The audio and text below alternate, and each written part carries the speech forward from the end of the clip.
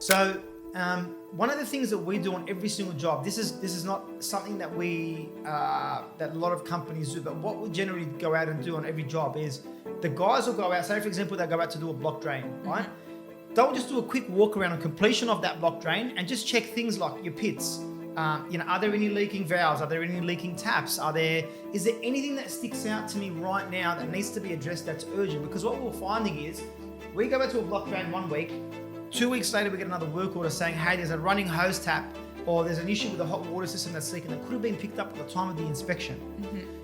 So that's one aspect, and then we send that report across with our invoice once that block drain's been completed, and just say, hey, Mrs. Jones, this is the strata safety inspection that we done on completion of that block drain. Nothing is found, it's all good, or we found an issue with 1, 2, 3. Here's a quote, and we also refer that back onto the committee members on site, right? Yeah.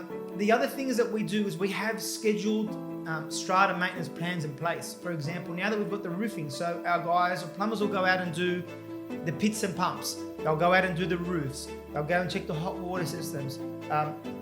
We do a basic walk around. We check of the building to make sure there's nothing leaking. Yeah. We check in the sewer lines. We check just the basic walk around, not exaggerated. You don't have to go through with a fine tooth comb. You're going out there, you're inspecting, you're looking, you're checking for things to make sure that there's nothing physically wrong that's in the interim that's going to cause significant damage to that strata plan, which could be addressed and actioned without waiting for something bad to happen.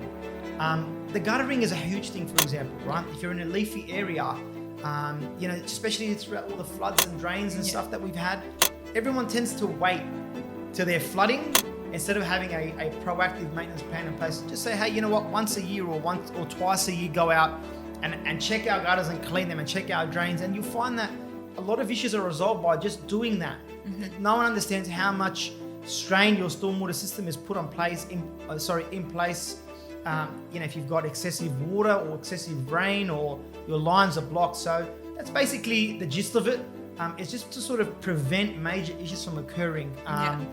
And if you have a plan in place, you'll find that a lot of the issues are dealt with, and we're being sort of proactive, not reacting to situations that could have been addressed when we were out last time.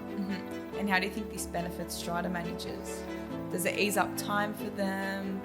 How does it benefit them?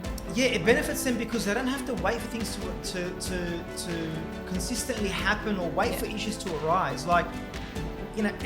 I still find it a bit baffling, and I find it a bit interesting that managers don't have this proactive approach to having a maintenance plan in place. And I understand sometimes the community don't want to spend money, but what you'll find is they'll end up spending more money by sending out an emergency plumber to look at a hot water system and wait 4 days for that hot water system because we can't get parts, or we need to facilitate water shutdowns or block drains. So it helps them in the sense that you're dealing with a lot of things by having this plan in place.